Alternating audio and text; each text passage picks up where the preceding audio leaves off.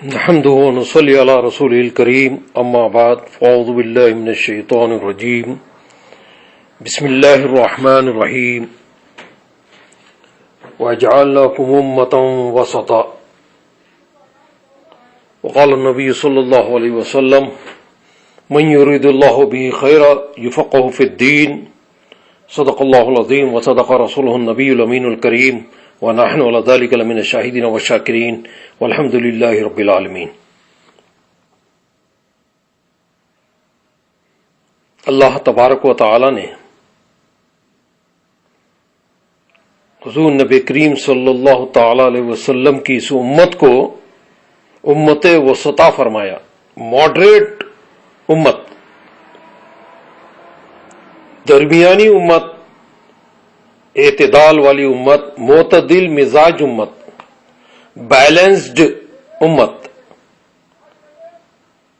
نہ امت میں شدت ہے نہ بدت ہے، نہ کسی معاملے میں بہت زیادہ شدید ہونے کی ضرورت ہے کہ حد سے زیادہ دین میں مشکلات پیدا کر دیں، کہ ہر چیز کو آپ حرام قرار دے دیں، کسی بھی بات میں شدید رویہ اختیار کریں۔ جو چیز نصوص میں موجود نہیں ہے، قرآن میں اور حدیث میں کوئی چیز واضح بیان نہ ہو، اس کے اوپر شدت سے آپ اس کو حرام کی طرف آپ نہیں قرار دے سکتے، یا اسی طرح بالکل ہی چھوٹ بھی نہیں دے دی گئی کہ آپ آزاد ہیں۔ یہ اسلام میں باؤنڈریز ہے، حدود اللہ ہے، یعنی اللہ کے جو باؤنڈریز ہے وہ باؤنڈریز کو کراس کرنا نہیں ہے، پھلانگنا نہیں ہے۔ ان باؤنڈریز کو، حدود اللہ کو، اللہ کے جو لمٹ ہے، شریعت کے جو دائرے ہیں، وہ دائرے سے آگے بھی جانا نہیں۔ نہ شدت ہے کسی چیز میں آپ شدید رویہ اختیار کر کے ہر چیز کو حرام، کسی بھی معاملے میں۔ تو فقہی مسائل جو ہیں، فقہ کے جو مسائل، اس کا اعتقادات سے تعلق نہیں ہوتا ہے، اور فقہی مسائل میں لچک پیدا ہوتی ہے، الاسٹکسٹی ہوتی ہے، کہ حالات کے لحاظ سے، تقاضوں کے لحاظ سے، اور کچھ علتیں یا کوئی وجوہات کے سبب، اسباب کے تحت جو ہے اس میں لچک پیدا ہوتی ہے، کہ کبھی جواز کا پہلو ہوتا ہے تو کبھی وہی چیز ناجائز ہو جاتی ہے۔ حالات کے تقاضے کے لحاظ سے حلت اور حرمت بھی بدلتی ہے۔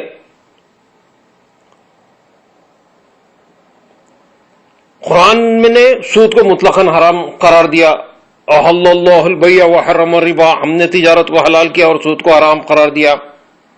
سود مطلقاً حرام ہے۔ اب سود کو حرام قرار دینے کے لیے اس کی واضح ڈیفینیشن ہونا چاہیے کہ واٹ از دا انٹرسٹ۔ ربا، احل اللہ البیع وحرم الربا، ربا کیا ہے، اس کی واضح تشریح ہونی چاہیے کہ کن کے درمیان، کن افراد کے درمیان معاملات ہو تو وہ ربا کہلاتا ہے یا انٹرسٹ کہلاتا ہے۔ زمانے قدیم میں افراد کے مابین لین دین ہوا کرتا تھا، 5 کھجور لو، 10 کھجور دے دو، 8 کھجور دو، موقع سے فائدہ اٹھایا جاتا تھا، ایکسپلائٹیشن کیا جاتا تھا، استغلال ہوتا تھا، استحصال ہوتا تھا۔ 2 کلو چاول لو اجناس کے بدلے میں، جب تمہاری ضرورت پوری ہو جائے، جب چاول آ جائے تو 2.5 کلو دے دو۔ 3 کلو گیہوں لے لو، جب تمہارے پاس گیہوں آ جائے تو اس وقت مجھے 3.5 کلو دے دو۔ یہ ضرورت سے فائدے اٹھاتے تھے، ایکسپلائٹیشن ہوتا تھا، زیادتی ہوتی تھی۔ تو یہ افراد کے مابین، between the individuals, person to person جو ڈیلنگ ہوتی تھی، اس میں زیادتی ہوتی تھی کہ یہ رقم لے لو، اس کے بدلے زیادتی کے ساتھ دے دو۔ یہ جو ہے افراد کے درمیان اور اشیاء کے تبادلے میں جو ہے زیادتی، یہ کہلاتا ہے سود۔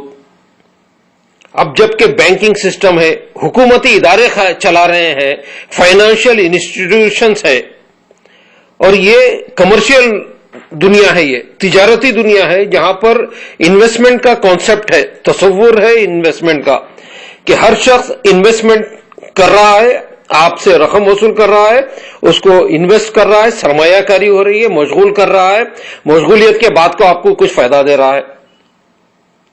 تو یہ نوعیت بدل گئی.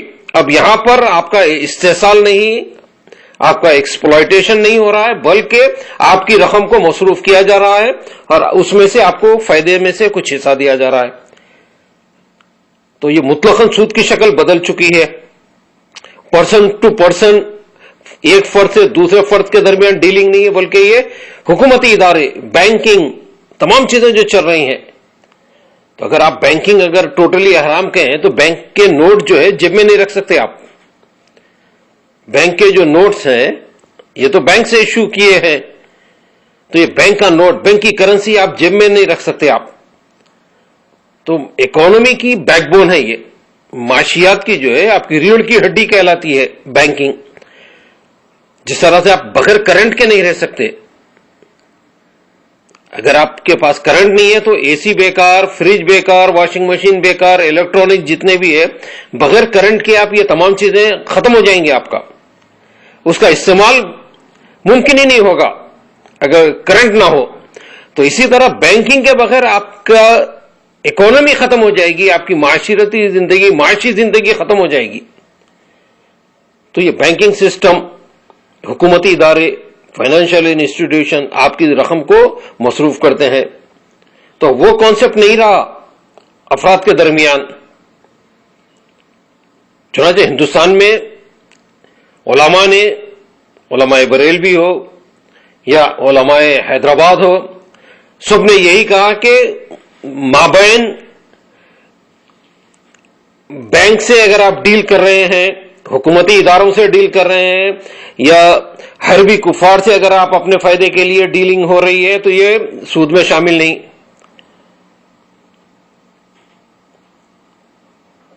یعنی لا ربا فرمایا گیا، لا ربا بین المسلم والحربی، کہ حربی اور مومن کے درمیان کوئی ربا ہی نہیں ہے،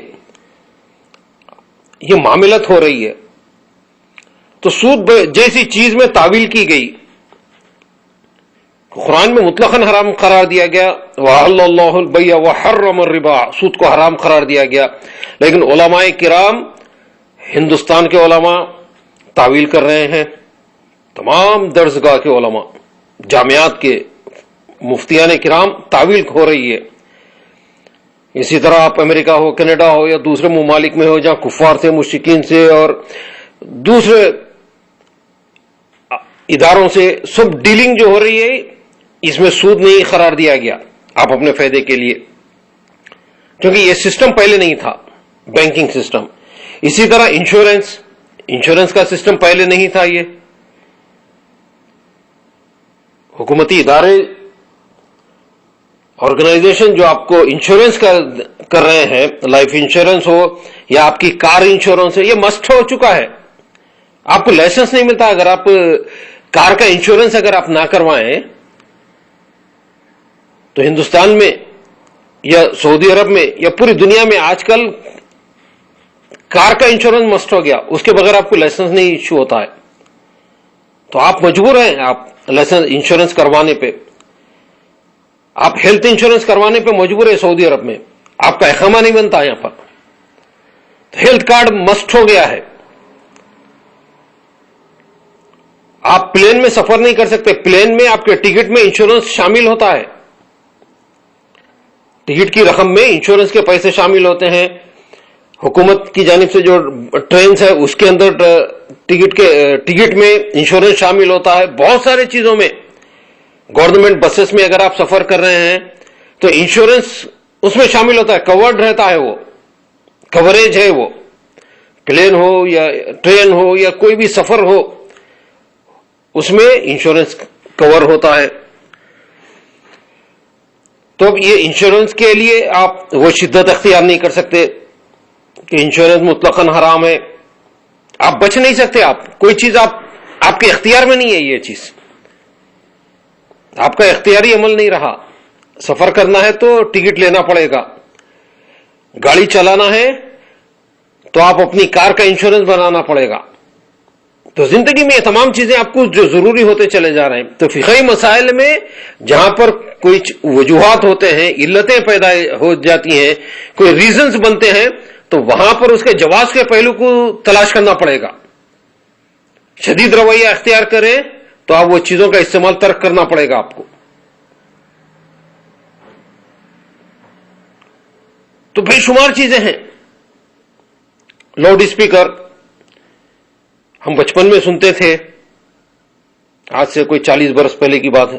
علماء کرام شدید رویہ اختیار کرتے تھے کہ اعلی مکبر الصوت یعنی لاؤڈ اسپیکر جو اعلی آواز کو اونچا کر دیتا ہے، مکبر یعنی تکبیر بڑا کرنا، انلارج کرنا، وہ آلہ جو آواز کو پھیلا دیتا ہے.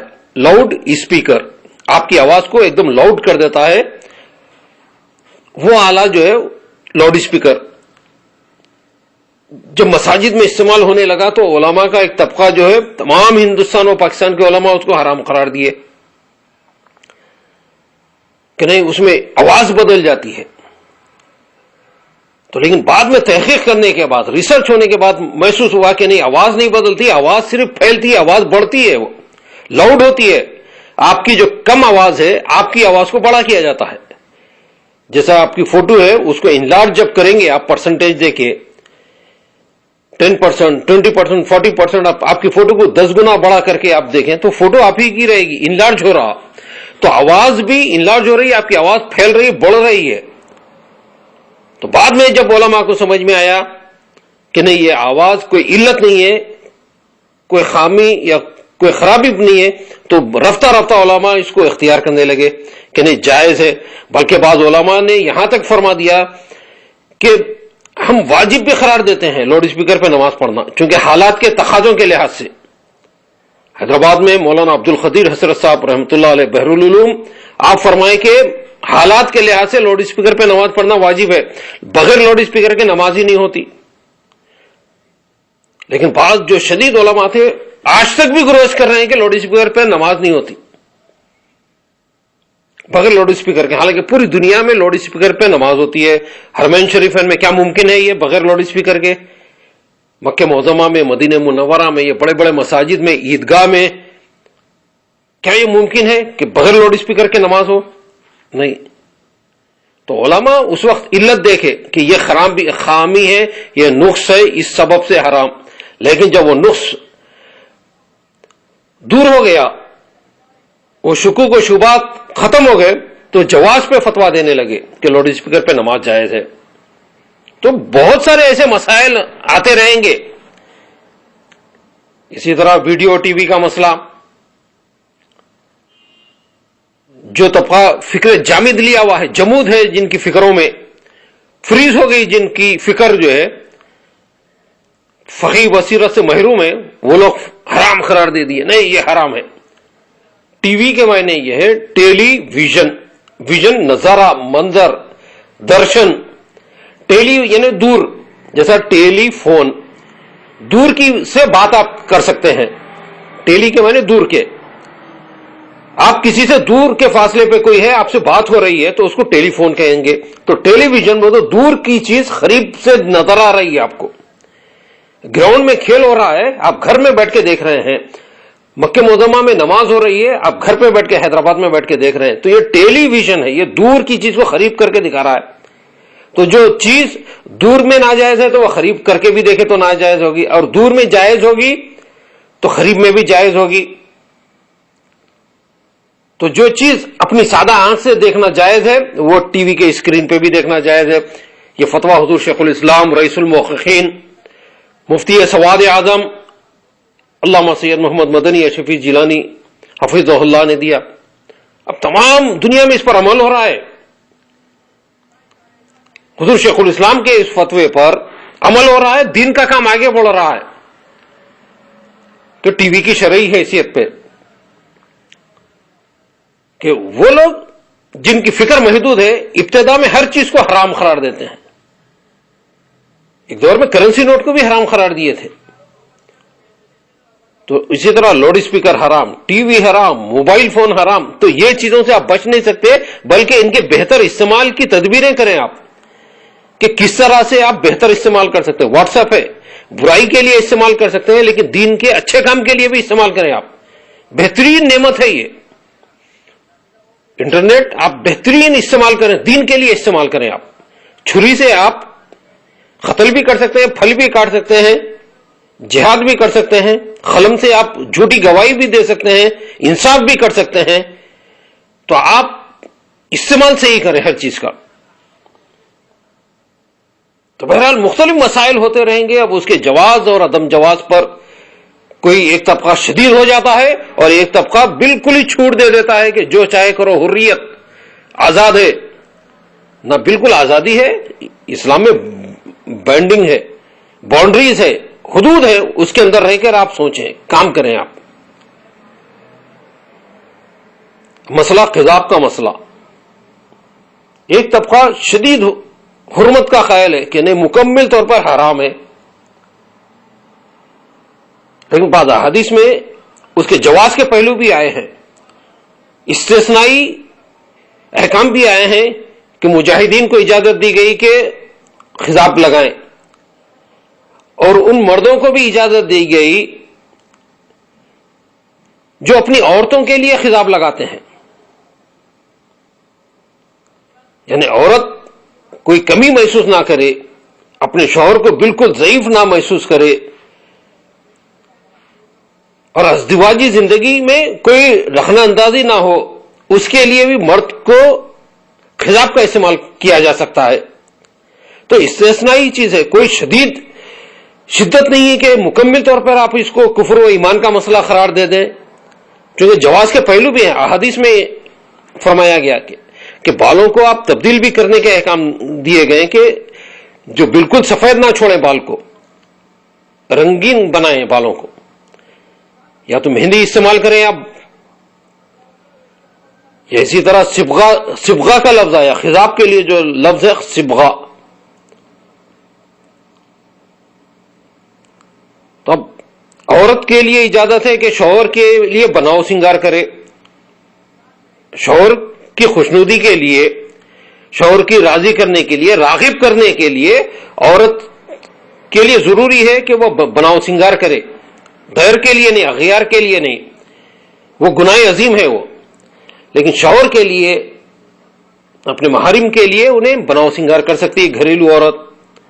تو اسی طرح مرد اپنی عورت کے لیے اپنا بناؤ سنگار کر سکتا ہے، اپنے آپ کو سنوارنا ہے. اللہ جمیل و یحب الجمال، اللہ جمیل ہے اور جمال کو پسند فرماتا ہے.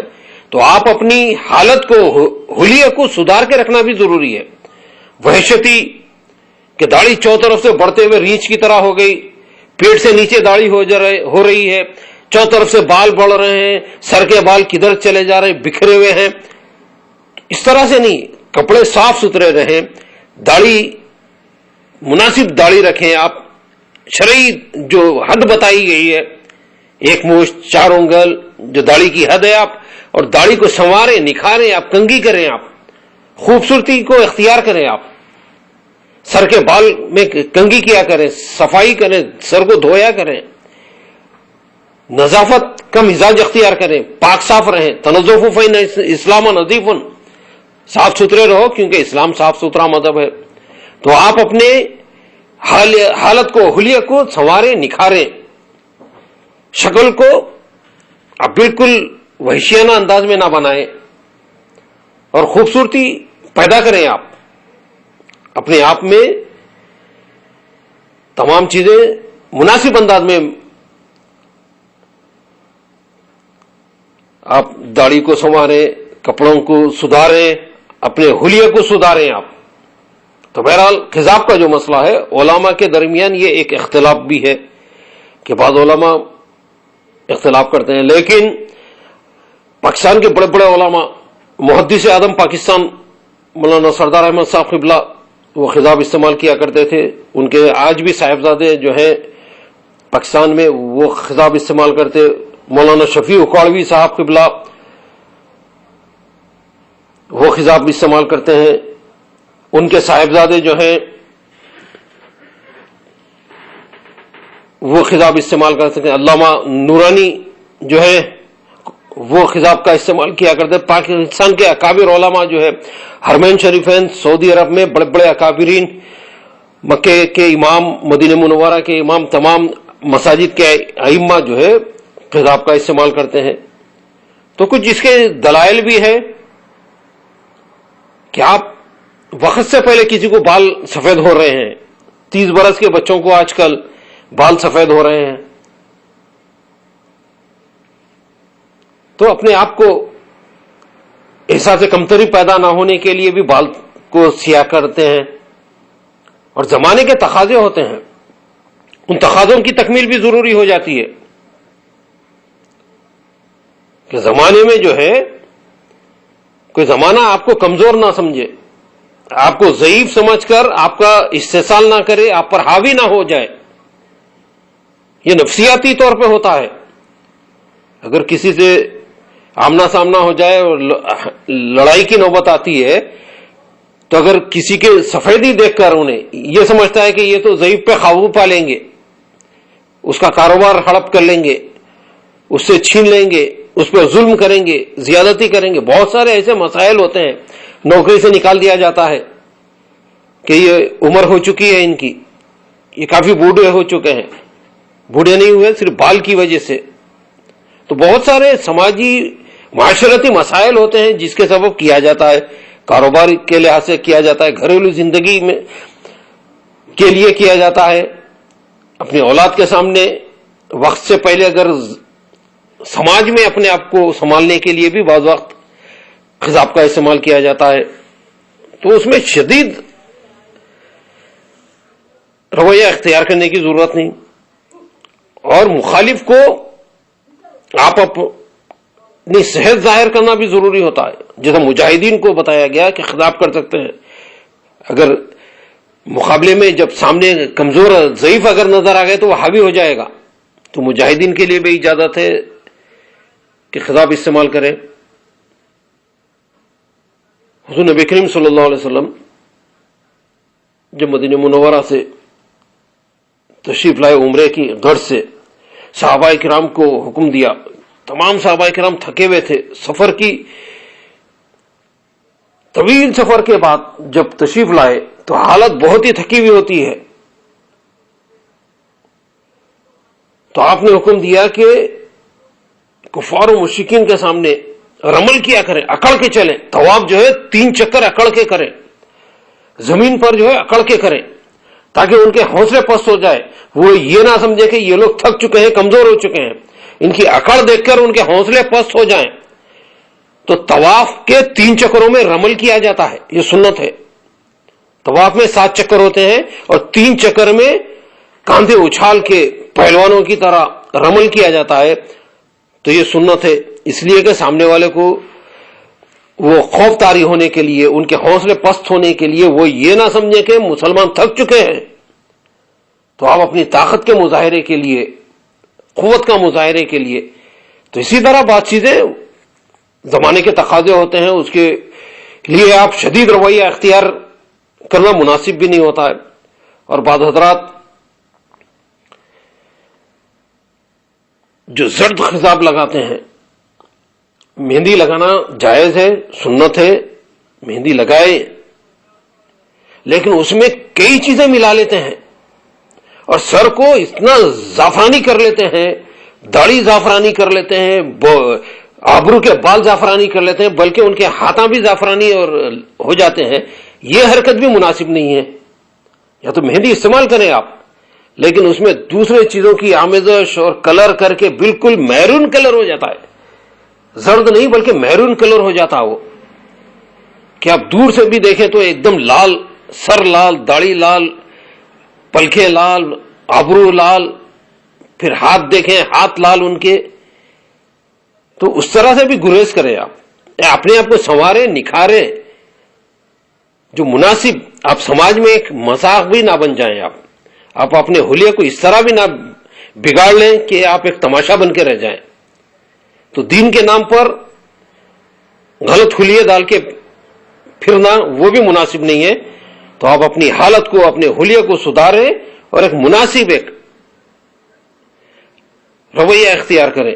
وَجَعَلْنَاكُمْ أُمَّةً وَسَطًا، یہ اعتدال والی امت ہے، بیلنسڈ امت ہے، ماڈریٹ امت ہے. اس طرح سے آپ اپنے آپ کو قابل قبول بنائیں آپ. واللہ عالم بالصواب.